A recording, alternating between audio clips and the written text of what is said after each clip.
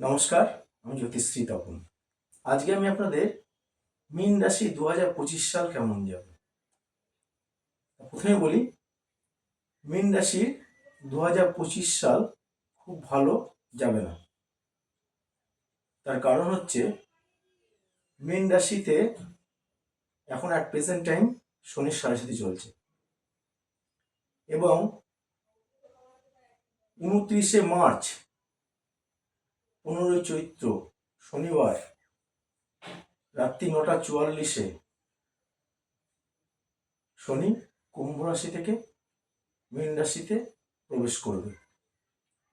তা এই কুম্ভ রাশি থেকে মীন রাশিতে প্রবেশ করার পর জাতক বা জাতিকার যে এখন যে অ্যাট প্রেজেন্ট টাইমটা তাদের খারাপ চলছে, তার থেকেও খারাপের পরিমাণটা একটু বেশি হবে। তার কারণ হচ্ছে শনি যেহেতু কুম্ভ রাশি থেকে মীন রাশিতে প্রবেশ করবে, তখন সেই জাতক বা জাতিকার প্রচুর অর্থ নষ্ট হবে এবং তার পিতামাতার প্রতি তাদের লক্ষ্য রাখতে হবে। যেমন নিজের সন্তানকে যেমন ছোটবেলা থেকে আমরা লালন পালন করি, সেরকমভাবেই তার পিতামাতাকে খুব গাইডে রাখতে হবে, নিজের সন্তানের মতো করে রাখতে হবে। অলরেডি তাদের পিতামাতার শরীরের অবস্থান খুব একটা ভালো নয় এবং যখন এই শনি মীন রাশিতে প্রবেশ করবে তখন তাদের আরও স্বাস্থ্যহানি ঘটবে। সেহেতু তাদের প্রতি লক্ষ্য রাখা আমাদের কর্তব্য সন্তান হিসাবে।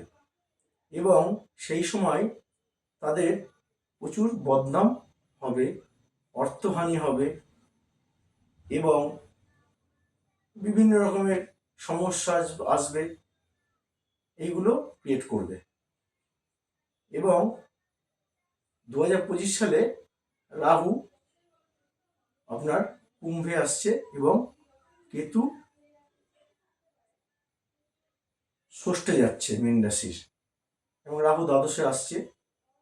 মীন রাশির ষষ্ঠে যখন কেতু সঞ্চারণ হবে তখন তাদের প্রচুর শত্রু বাড়বে এবং রাহু যেহেতু দ্বাদশে আছে, তাদের বাইরে অনেক জায়গায় ভ্রমণ কিংবা বাসস্থান বাইরে তাদের হতে পারে এবং অর্থের দিকটা কিছুটা হলেও তাদের নিস্তার হবে। যখন রাহু মীন রাশি থেকে কুম্ভ রাশিতে প্রবেশ করবে, কিছুটা তাদের কিছুটা আপনার রেহাই পাবে, যেটাকে রেহাই পাওয়া বলা হয়।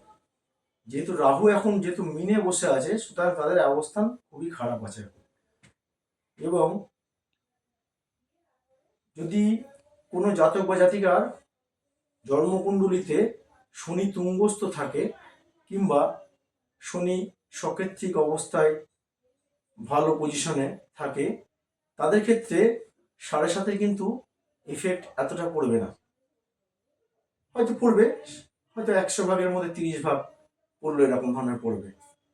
তা সব কিছু মিলিয়ে আপনার মীন রাশির যে 2025 সাল খুব ভালো যাবে সেটা আমি বলতে পারবো না।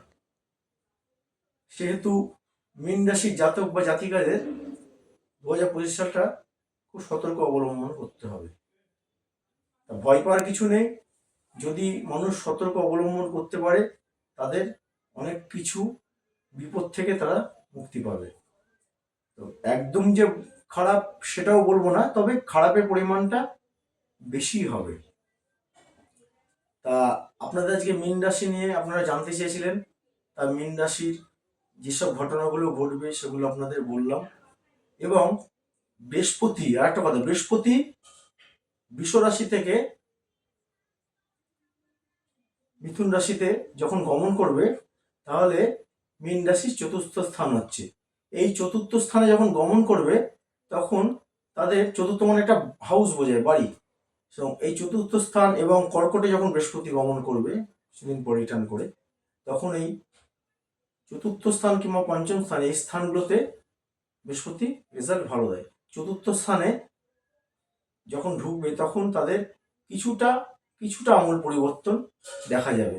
এবং চতুর্থ স্থানে যখন ঢুকবে তখন এই 7.5-এর মধ্যে যাদের বিয়ে থা হয়নি, যেসব জাতক জাতিকার, তাদেরকে বিয়ের যোগাযোগ আসবে। কিন্তু আমি বলবো চতুর্থ স্থানে যখন বৃহস্পতি আর কি আপনার সঞ্চার হবে, কিন্তু সেই টাইমটা চতুর্থ স্থানে যাওয়ার পরে বিবাহ করাটা উচিত হবে না। সেই সাড়ে সাতিতে কি করে, সাড়ে সাতিতে বিবাহটা দেয়, দিয়ে পার্মানেন্ট একটা অশান্তি কিন্তু সৃষ্টি তৈরি করে রেখে দেয়। সুতরাং এই চতুর্থ যখন আপনার যাবে তখন কিন্তু কেউ বিবাহতে আগ্রহী হবেন না, যতক্ষণ পঞ্চম স্থানে না যাচ্ছে, অর্থাৎ কর্কটে না যাচ্ছে।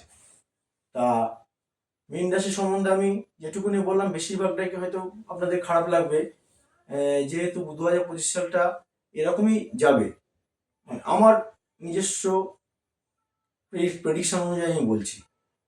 তা সেই জন্যে তাদেরকে সতর্ক অবলম্বন করে থাকতে হবে। সুতরাং যদি ভিডিওটি আপনাদের ভালো লেগে থাকে তাহলে আমার পাশে থাকবেন। আজকে মীন রাশি নিয়ে আমি যেটুকুনি বললাম, যেটুকুনি পেলাম সেটুকুনি বললাম। আজকের মতো এই পর্যন্ত। নমস্কার।